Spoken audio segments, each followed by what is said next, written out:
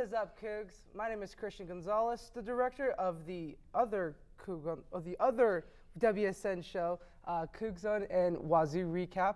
And it's a little weird having us on the desk today, but go ahead, tell us who you are. Yeah, hey, I'm Sam Taylor. I'm the producer of CougZone and Wazzu Recap. Fun to be back on the desk after like a year and a half. Oh yeah, it's been a while for you, huh? Yeah. Yeah, nice. It feels nice. It's great. Yeah. I'm Mason, assistant on CougZone. That's it. Brandon, CougZone assistant as well. Glad to be back.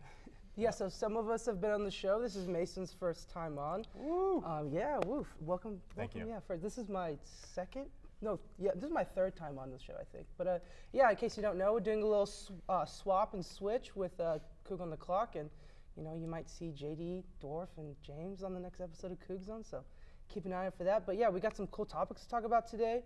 We're going to talk about MLB, the evolution of women's basketball as a whole, the new WSU head coach David Riley, Pat Chun, how he left for being the athletic director, the transfer portal, how that's all working out here at WSU, and last but not least, the greatest topic of them all, WWE, professional pro wrestling. Yeah. Yeah. I'm ready. You guys ready? Yeah. Yeah. Let's get into it.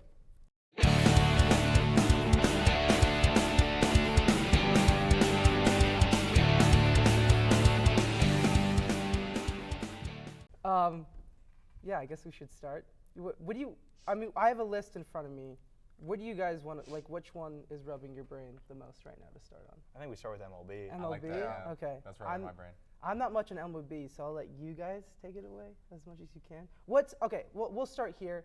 So we're a month or so into the season? About 10 games for every team. Yeah. 10 games, Yeah. okay. Couple weeks. Couple weeks in the season. That's what, I'm not that much into baseball. But we're a couple weeks into the season. I know the Mariners aren't doing too good right now, but what are some how do you guys think the season's going so far? What are maybe some overreactions to these first 10 games of the season you guys have? Well, one thing I've noticed is the Red Sox look really good in the AL East. The AL East is going to be really competitive this year. I've also watched a lot of the Yankees. The Yankees are playing very well as well. And I don't know, I just think that the entire AL, the playoff race is going to be crazy, and there's probably going to be 3 teams out of the AL East. So, Brendan, what do you think about that? I gotta say, I think mean it's early obviously, but a lot of underperforming. Yeah. And a lot of it's because of injuries. You got all the arms exploding, but looking here, Phillies 5-5. You got the Diamondbacks at 4-7, Orioles 6-4, Mariners 4-7, Astros 4-7. He's got a lot of underperforming, a lot of teams that are just struggling out of the gate. And then you have the opposite, obviously. You have the Pirates going 9-3, a team that honestly is not supposed to be that good yet, and they're already coming off hot. Tigers are good too this year. Who's a big name player in the Pirates? Are they? Is it kind of I'm assuming Andrew baseball's kind of like hockey, where as long as everyone plays their part, right? You're going to be a good team. That's kind of how Moneyball works out. Yeah, Right. Yeah. I mean, you saw the Angels of Mike Trout, Shohei Ohtani, Albert Pujols, and they did pretty much Didn't nothing. do anything. Right. Yeah. Speaking of Mike Trout has 5 home runs in 10 games. I really want to see the Angels do well, just because Mike Trout's whole career has been wasted, and it would just be so funny if they somehow got in the playoffs, and they probably lose, but I think it would still be fun. So I've been rooting for the Angels because I like Mike Trout a lot. So. Yeah, he deserves it. Deserves a shot. And I want to shout out my friend Aiden Leonard real quick. I don't know if you'll watch, but he's a huge Marlins fan, and the Marlins are 1-10. So they do suck right now. But shout out to you and your team. He's the weirdest. He's a Cleveland Cavaliers fan, a Marlins fan, and a Green Bay Packers fan. And he's lived in Washington his entire life. Wow. It's the weirdest combination of. Hodgepodge. Yeah, but it's cool though. For the Marlins, it's karma because they demoted their GM and then she just left the organization. Oh really? Yeah. I did not know that. Wow. I think so. I just remember when D. Gordon was on the Marlins. He hit that home run. It was his only home run of the season. When Jose, that's a link. That was a long time from then. Yeah, was that 2016 or something? That was a while ago. I think my other overreaction so far is on the Mariners. Season's over. I mean, the season's over. That's a bit of an overreaction. Why? The offense can't hit to save their lives. I think it's just the Mariners curse. You have all these players leaving and then doing way better. And then you have your Cy Young. The Mariners rotation is supposed to be its bread and butter. Mm-hmm. And you have somebody like Luis Castillo having a 6.89 ERA. He's getting almost 7 runs every 9 innings. He's had 3 straight bad starts. Isn't he supposed to be the best pitcher in the Mariners too? Yes. Yeah. Him and, like, George Arguably is the Kirby, best, yeah. and he's been awful. And Yeah. that kind of has been the whole team. Julio started slow. He started slow last year, but again, to see it this year, it's just Didn't It's- someone come back? Was it Mitch? Mitch is, Yeah. Mitch is Mitch back. is back. Yeah. And then on top of that, you have all the former Mariners, former Marinering. Jared Kelenic hitting like what, Former 545 or something Yeah, recently. off the charts. Gino, Eugenio Suarez doing really well for D-backs relatively I at miss least. Gino Yeah, so good much. vibes only. Oh, dude, good- vibes yeah. have left the building in Seattle. And then of course Teoscar Hernandez, like I'm trying to get this off the dome, but like through 10 games, he has 23 RBIs, and it took him like 23 games to get the same. I don't know the exact Well, but to be stat, fair, but, he is in like, the Dodgers lineup. He is in the so it's a Dodgers lot lineup, easier, yeah. and he is in sunny Los Angeles. So Yeah. there's all those factors. But when former Mariners, former Mariner, and do really well, it just hurts. It hurts. And the Dodgers just added a new big three: Mookie Betts, Shohei Ohtani, and Freddie Freeman. Yeah. Like that's It's a crazy. I mean, 1, 2, 3. Like imagine being a pitcher and that's the lineup you have to go Yeah. through to begin the inning is nuts. I mean, All to lose to the Rockies. absolutely crazy. No problem for the Cubs, though. Cubs won 2 out of 3. Really, they did? Oh. Oh snap! The Cubs. Okay, so good talk on MLB. I just want to know where I can donate my elbow. I want to help a pitcher Go near BX. me. Are pitchers like just dropping like flies Yeah. left and right? Tommy John, Tommy John. is Shane a Bieber. killer. Dang, that sucks. Yeah. Yeah. Next topic. Let's talk women's basketball. Let's talk women's basketball. Yeah. do it. I got caught myself in a TikTok rabbit hole recently, and it was about Caitlin Clark. In my opinion, the greatest women's college basketball player ever, and probably one of the greatest Just college yeah. basketball players in general. She was catching a lot of smoke from WNBA players, like former. There was a league before the NCAA took over like women's athletics. I think it's called the AICW or something like that. It was like, but the NCAA doesn't yeah. count their records or anything like that. There was a girl named Lynette Woodward. Woodard? Yeah, Lynette Woodard, and she had the record for the most points in that league With and no three-point shot, With no right? three-point Yeah. shot, and they played with the men's basketball too, which is, Yeah. I mean, that's pretty impressive. My hands are, I feel like women's basketball is perfect for me. Yeah. But and then what's her name? Brianna Taurasi? Stewart? Brianna Or- Stewart. yeah, too. Yeah, Deanna Her too. Taurasi. She said on she has like a show, like she was doing an ESPN spot Yeah. or something like that, and she was like, reality's coming for these college girls, and they're being guarded against 18-year-olds, and you're sinking these threes, but like when people are playing for their lives, for their jobs, like it's a lot different. And then like you said, Brianna Stewart, she was asked if Caitlin Clark needed to win a national championship game for her like legacy to be cemented as one of the great women's college basketball players, and she said yes. I personally think no. I think the scoring record that's enough, Yeah. And then just the other stuff about like what Lynette said about playing with men's basketball and how they didn't have the 3-point line, and she thinks she still has a hold of the record. Like I get it, it's cool, but you do have to respect Yeah. like I the think- game as it evolves. I think the thing is you got to play if the cards you're dealt. Like Caitlin Clark can't say, "Oh, I want to be the GOAT, so I'm going to play for men's basketball and not shoot any threes." Like you got to play if the cards are dealt. And for this era of the game, and with the 3-point line and all that, and and just all the added attention that's on women's basketball partly because of Caitlin Clark's achievements, partly because ESPN executives have realized that they can actually market market make this money and make off this of it, product. She's transformed the game, and in our eyes and a lot of fans' eyes, she is the GOAT because of the moment. Yeah, and I think it's good on one hand to generate a little bit of controversy and generate kind of some strife, because it'll get WNBA like numbers up. Yeah. But on the other hand, I think it is a little disappointing that people are hating on Caitlin Clark because she's done so much for the game, Yeah. for women's college basketball, and she's so amazing, and like everyone knows about her now, and maybe Household last year name. exactly household name. household and name for she's at a least 2 fantastic years shooter. now. Yeah. Nike So- deal, all that. Nike Yeah. deal, yeah. Really I can cool. see the good and the bad, but I think it is a little unfortunate. I think. I think, I mean, Caitlin Clark is the GOAT. Yeah. It's undeniable at this point to me. And I think that 2020 class, I have it up here. Undeniable, Like Paige dude. Beckers, Angel Reese, Undeniable. Caitlin Clark, Yeah. Cameron Brink, Ooh. even people like Cameron Brink. Haley Van Lith. Like, you have these people who kind of brought the women's game more, and we're blessed enough to watch Pac-12 women's basketball for the last 4 years. We saw some of the best teams, some of the best players come through, and that just like brought that national attention. Obviously, they broke several national records. ESPN's had several different sports since, I think they had something since 2002, and Caitlin Clark and Iowa just broke the record twice. So, with them going to the draft and those WNBA teams changing arenas for Caitlin Clark. Yeah, I saw that I don't today. care if she didn't win a national championship. She brought Iowa, not the first team you're going to think of when you think of women's basketball. She brought them to back-to-back national championship Now you games. think about that when you think about women's basketball. Yeah, you think of Caitlin Clark. You think of, and I think this is like a general sports thing, you think of athletes more than teams, but you still have the UConns. You still have those dynasty. Iconic, yeah.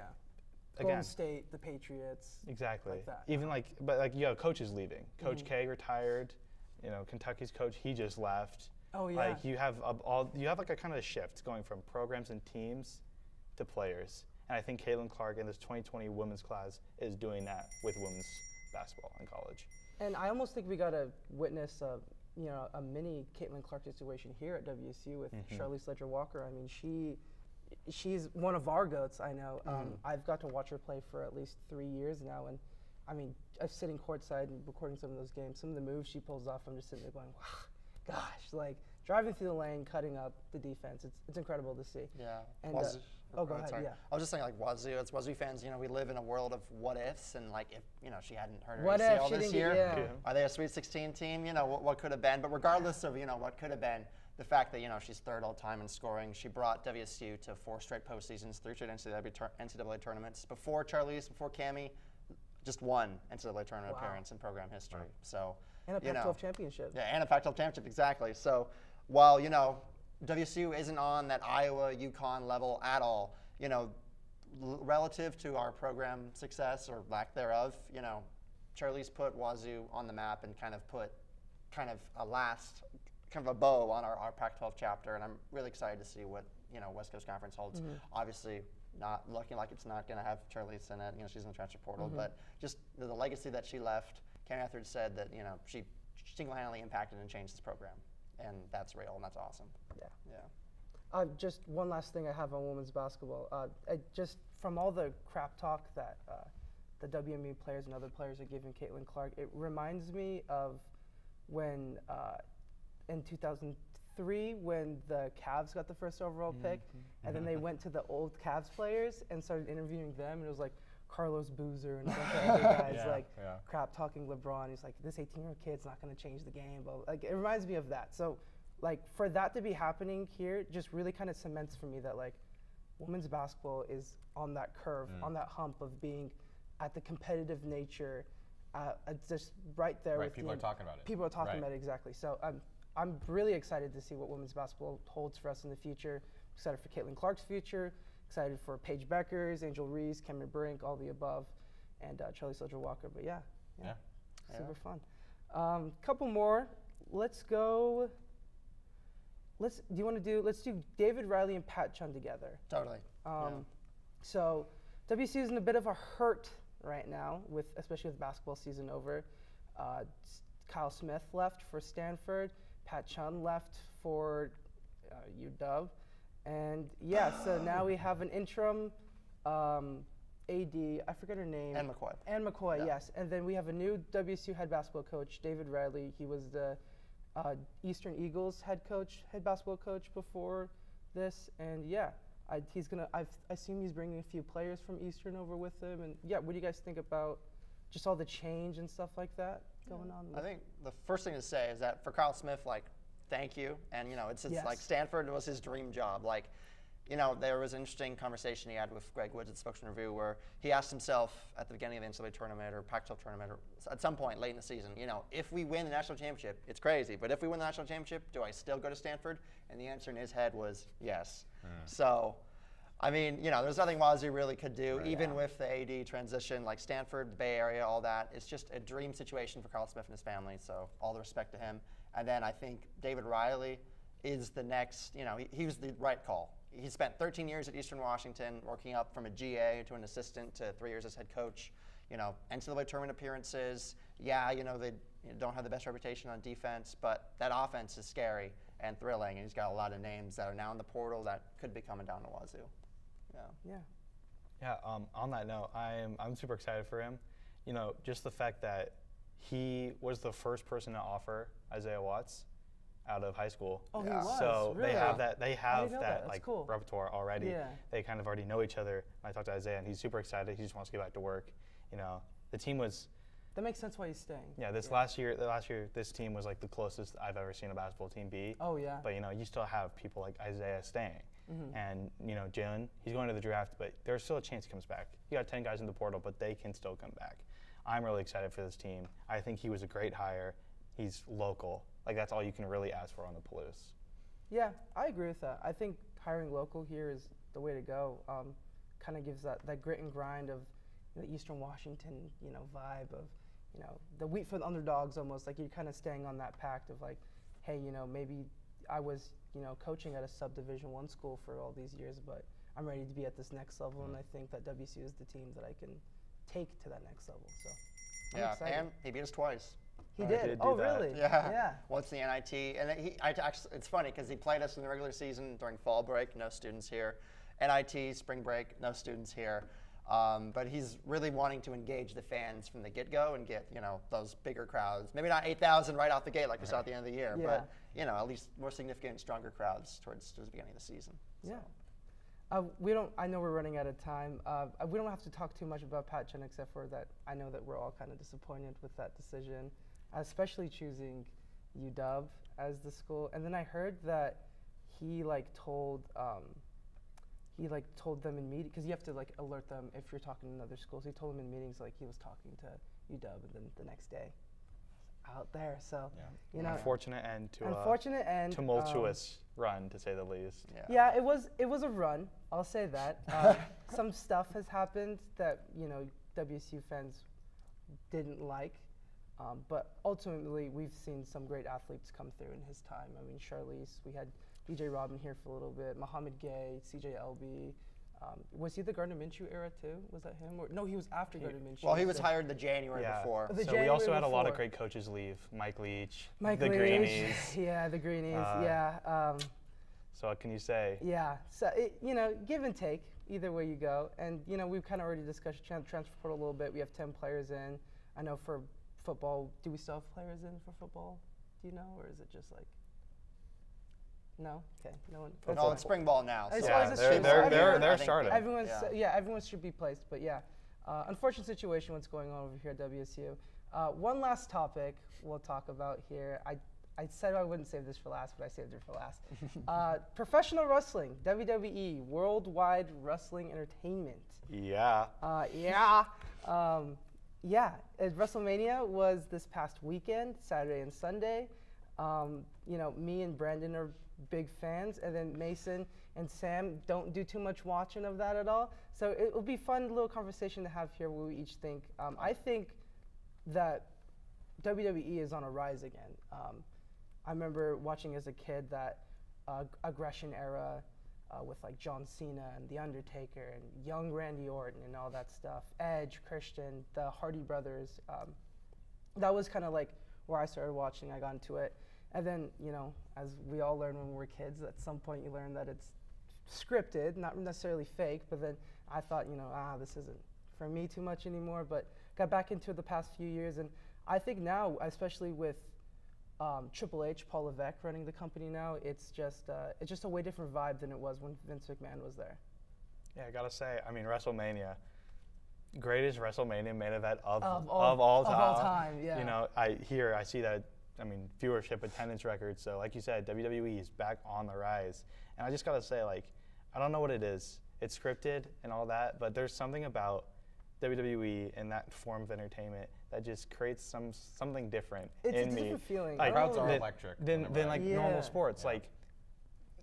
I will say I hadn't been the biggest follower of WWE between 2017 and 2021, and when Cody Rhodes came back, I started watching again, and him finishing his story That's the big in one, right? WrestleMania. Yeah. I don't emotionally, that has impacted me more than almost any other live unscripted sporting event ever could.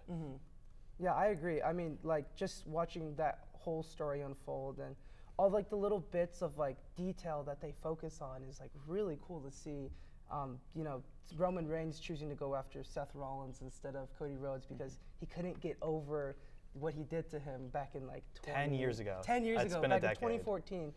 Just long-term storytelling. I also watched his press conference with Triple H, and they said they're trying new things. They're trying new camera angles. They're trying to be more creative, which I really like to see. And I think we've seen it from, you know, these Raw events, SmackDowns, and all the pay-per-views. They're doing different angles, and the angles aren't just like, this looks cool, let's put it here at this moment. There's a meaning and there's a reason behind it. So just those little extra details is getting me back into it. We can especially- appreciate good broadcasting. Yeah, we all can appreciate can good all appreciate broadcasting. it. So yeah, I mean, you guys haven't done too much talking here, but any opinions about pro wrestling that Totally. you guys have? Yeah. I will say yesterday, like, I'm not into WWE at all. I mean, I'm interested in it. I just haven't taken the time to get into it. But yesterday, you know, we're filming CougZone. You guys are watching the control Yeah, room. yeah. And then who do I see on the TV but John Cena. Anyway, like, obviously I know who John Cena is. Obviously, you know, WWE, I'm kind of associating him with that. But I've seen the Scooby-Doo movie with him in it. I've seen Surf's Up 2. I've seen Suicide Squad and Peacemaker. And, you know, I love John Cena. So the fact that he came back and was, like, hamming it up and, like, you know, it was such, I could tell, like, if I had been a long-term WWE fan, I could tell how much that meant to you guys and how much that would mean. But as someone that just knows John Cena, like, I got invested in that just a little bit. And, like, I may start watching him more because of that and just because of that kind of brand of storytelling. So I could really appreciate the broadcast. Yeah. What he said. Yeah, I yeah, like you that. mentioned- Yeah. Not too much else to talk about. Obviously, the returns in that main event was crazy. The Rock was out there. John Cena was out there. Undertaker was out there. Seth Rollins returned in his Shield gear, which originally set off Roman Reigns. And yeah, I'm really excited to see what the next, because when Triple H opened up night one of WrestleMania, he said, this is a new era of WWE. And I think from watching WrestleMania, all of the fans could tell that that was a true statement. This is going to be a new era of WWE. It's going to be handled way differently than it has before, and I'm just really excited for that. Yeah. And plus, they're going to be on Netflix soon, so they won't be censored anymore. And so Yeah. it'll be a little more fun to listen to and stuff. But yeah, I don't have anything else. You guys have anything else? No. Solid. I Appreciate think- it. I mean, I know that I spelled celebrity so wrong on my. Oh, no. Celebrity birthdays? Yeah, celebrity Yeah. birthdays. That's a tradition on this show. Let's look up Absolutely. some celebrity birthdays for today, and shout out some people. Lil Nas X. Lil Nas Oh, X, yeah. yeah, that's what Kristen I saw. Stewart. That's a good one. Oh, Kristen Stewart, yeah, that's another good one. Happy birthday, Kristen Stewart. Speaking of WWE, Bianca Belair. Let's go. It's her birthday today. That's pretty cool. Shout out to Bianca. It's a little dry after that. It is a bit dry after That's that. what you get with yeah. celebrity birthdays. Jack Depp, is that like Johnny Depp's son or something? I have no idea. Yeah. Happy birthday, Lil Nas X, Kristen Stewart, and Bianca Belair. I'm all good. You guys good? Yeah, sweet. Yeah, it's been really fun. Awesome. It's really yeah, fun. it's been I really appreciate fun. it. I appreciate I enjoyed returning back to the desk. Whoa. I'm glad I got to do it with my friends and my CougZone crewmates. And I'm glad that we kind of got to do the switch and get to have a little bit of fun in here. So yeah. Yeah, shout out Dorf, JD, and the whole Coug on the Clock shout crew. out. Yeah, shout out. Thank you. That's all we have for you guys today. Thank you so much for watching. If you want more WSN content, make sure to follow us on all of our social media at Wazzu Sports Network on Instagram and TikTok, and at Wazzu Sports Net on X. Also, if you go to our Instagram bio, our merch store is live. You can buy all the WSN swag you want. Yeah, go buy merch from our shows. It's pretty cool. Yeah, my name is Cristian Gonzalez. I'm Brandon Willman. Mason Newbould. Sam Taylor. Signing off. Thank you guys. Go Cougs. Yeet. Go Cougs. Go Cougs.